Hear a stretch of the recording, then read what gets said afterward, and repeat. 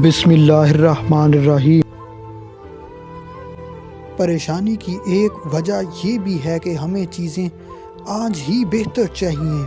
ہم بھول جاتے ہیں کہ ہر کام اپنے مقرر کردہ وقت کے مطابق ہی ہوتا ہے۔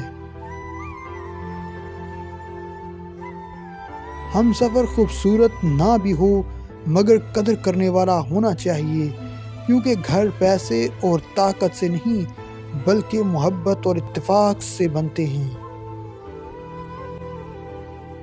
انتظار کرنا تو مشکل ہے، مگر اس انتظار کے بعد جو اجر تمہارے لیے لکھا گیا ہے وہ تمہاری زندگی بدل دے گا۔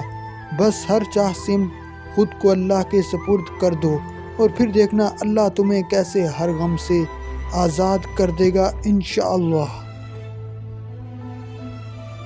زندگی کا سب سے اداس لمحہ کسی ایسے انسان کو اللہ حافظ کہنا جس کے ساتھ آپ زندگی گزارنا چاہتے ہیں۔